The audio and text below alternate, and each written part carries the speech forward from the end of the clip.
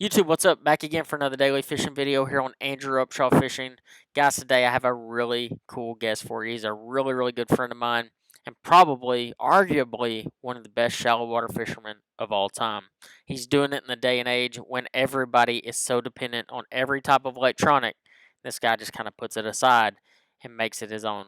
So, hey guys, real fast though, if you have not subscribed to my YouTube channel, make sure you do that. It's in the bottom right hand corner. Just hit that button, hit subscribe, hit that notification bell so you get notified every single time that I have a new video get dropped. But without further ado, guys, I bring you John Cox. How's my backdrop look? That did it right there, no doubt about it. Well, basically, I just wanted to bring John Cox, the man, the myth, the legend, on after I saw a Facebook post by Guck and talking about you had fished this entire year and you have not weighed in a bass in deeper than 4 foot of water. I think that might be the most interesting thing. And I know we've all, everybody's always heard like John Cox doesn't have a depth finder. John Cox doesn't have this. John Cox doesn't do that.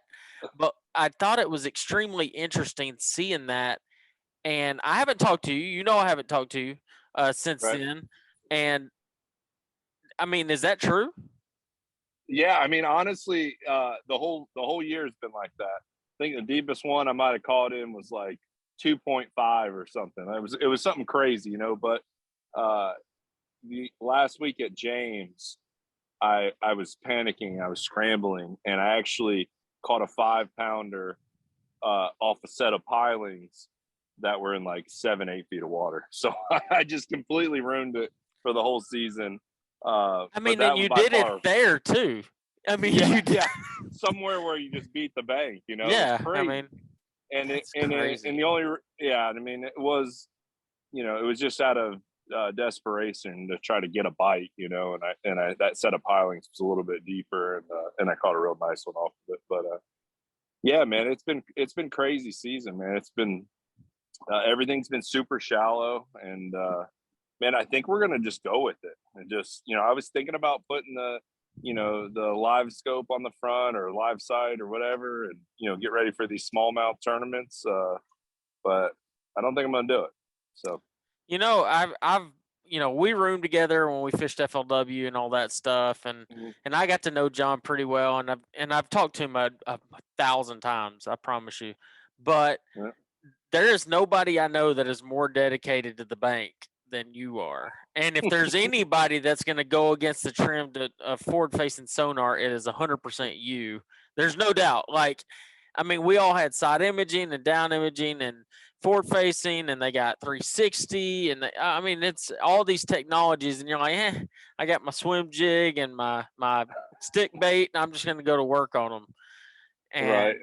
And and there's a couple things I wanted to talk to you about. So beyond the fact that you now have only weighed in one fish past 4 foot of water all year, uh, I did a video not long ago talking about cranking, and I talked about you, and I talked about you using your flat sided crankbait that you always use, the Fritz side.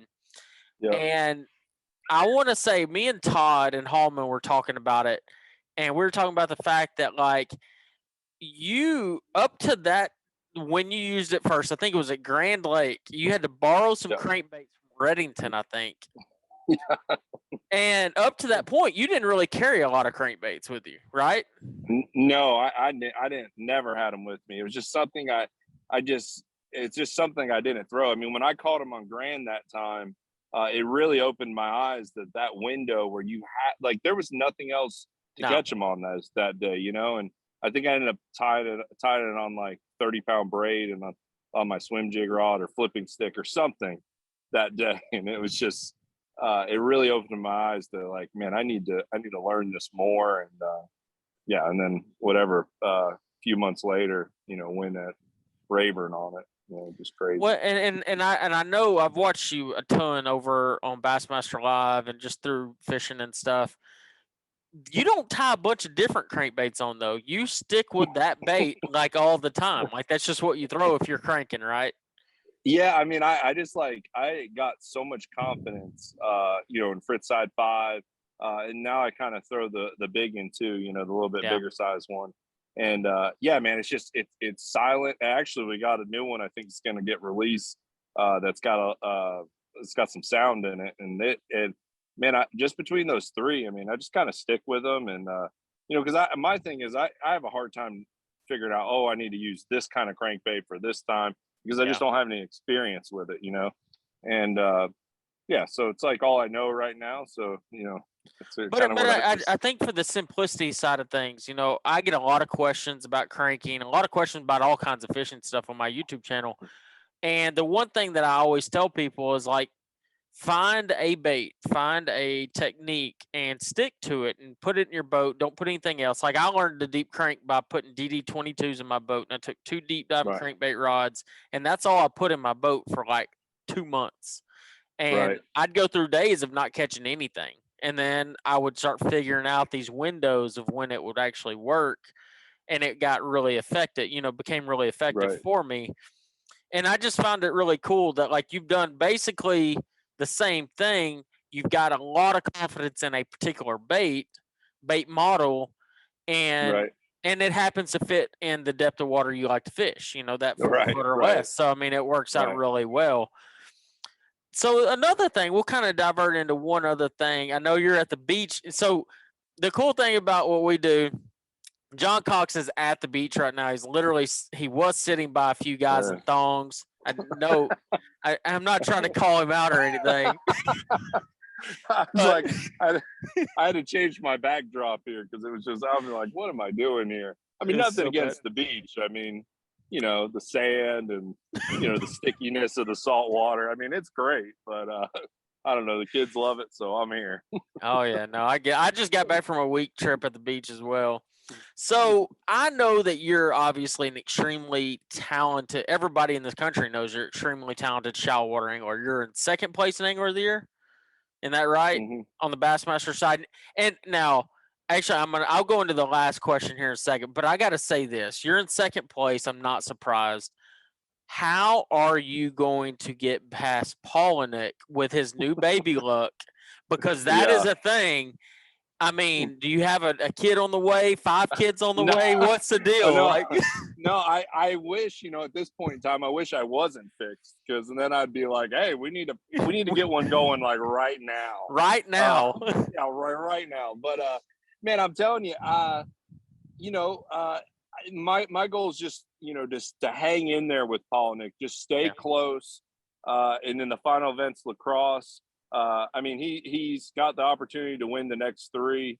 I mean, truly. But Yeah, yeah, he really does. Honestly, he's might have won on the last three that we're going to. I'm not 100% sure, but yeah. if I can get through St. Lawrence and stay close, if I can get through Hawaii somehow, uh, and then we finish up on lacrosse. I mean, lacrosse is I love fishing lacrosse. It's Yeah. grass and so I think if we can stay close, maybe it'll be interesting there at the last event. It's really interesting because you look at Polnick, the type of angler that he is. He is the guy that does utilize his technology Hmm. and spends a ton of time offshore, understands that game as good or better than anybody out there. And then you got John Cox. He's up here in like a foot of water. He's like, I just ran into this random mayfly hatch on one Yeah, tree and catch 5, and I don't know what yeah, happened. Like yeah, I and mean, that but that's what happens. I mean, right, that's the glory of it. and that's the kind of I was telling Paul and Nick too, like, man, that's the kind of luck that happens to win AOY. Like, I mean, just like to get through Yeah, Pickwick with a top 10, that was a pure miracle. I mean, that's just yeah. that I went fishing the day after that tournament. I went back to Pickwick, took the kids out, and I was like, guys, we're probably not going to catch anything, and we didn't. We didn't catch anything. Like it was just like if it didn't happen, the tournament didn't land on those couple days. It's game over. That would have I would have been in the 100. I would have had a 100th place finish. Yeah. And so that's the kind of I feel like that's the kind of magical stuff that has to happen to win. Will Paul Nick still win? I mean, we don't know. I mean, Yeah. possibly, he's that good. But I mean, gosh, we've caught an 11, we've caught a 10 this year. We caught a 33 or 34 pound stringer. I mean, it's been an insane year so far. So I just hope Yeah. it keeps going. Oh, I do too. I mean, I'd love to see you just go ahead and pull it out. Now, I love both you and Polnick. I mean, Polnick and I, my first classic, he was there, and we became really good friends from there.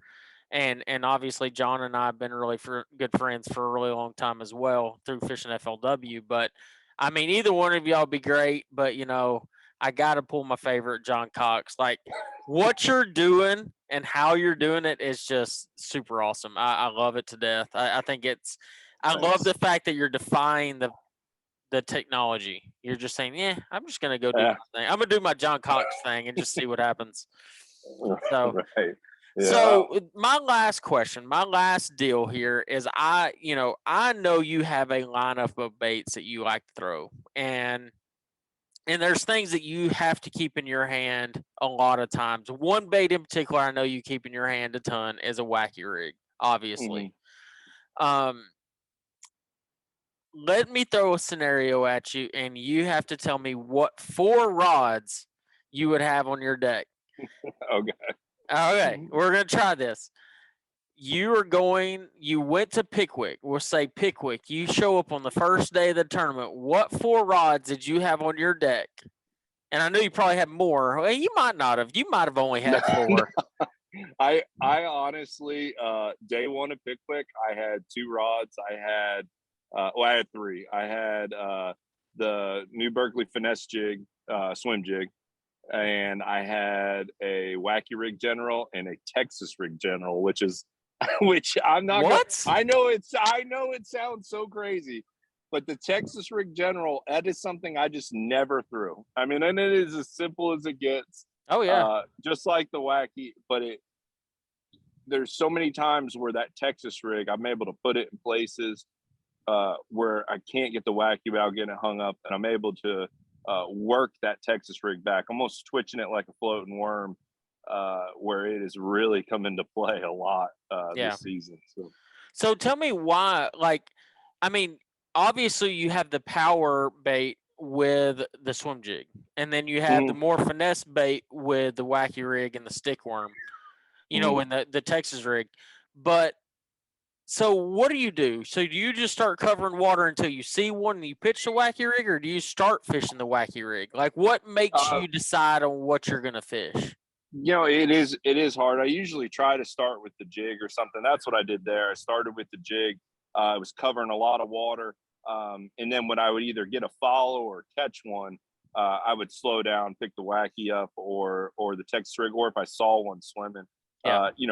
To just go back to Pickwick, the first day it was rainy, overcast. I couldn't really see much.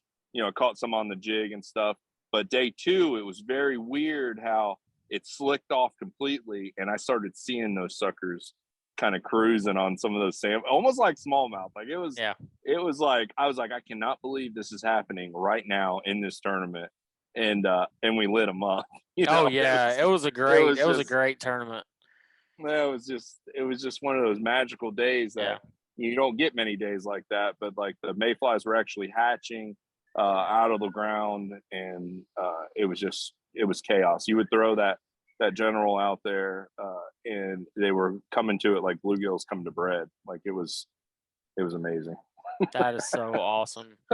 Well, so what if you had one bait that you're gonna have tied on for up north, and I'm not gonna say specifically like St. Lawrence or wherever else you are going. If you were going targeting smallmouth right now and you had 1 rod on your deck, what would it be? Is general? I would probably have to go with a general, probably a 5-inch, probably wacky, maybe even. I've been doing this thing, putting it on a jig head, which is just if you take the 4-inch and kind of throw it around like a hair jig. That's been just my killer. Catch them like kind of when people are going around plucking them with the hair jig, I'm getting them on a 4-inch general on a jig head, just reeling it. Yeah, just reeling it, and it works so good, it's crazy. But man, I mean that's I really enjoy the smallmouth flakes. I mean, hopefully we hit them right, and it seems like there's always a few up there shallow. I don't know if we'll be able to hang with everybody, but we'll see. Well, I'm going to start having this little segment, and I'm going to tell you right now, if you go ahead and pull out Angler of the Year, I guess I'll have you back on, and we'll talk about it a little bit and maybe have a Right. beer or two. But hey, Yeah. John, hey, thank you so much for coming on. I've had an absolute blast, and I always love having a conversation with you. You always teach me something, and I know for a fact you've taught the people watching this a few things as well. So have fun at the beach, and don't.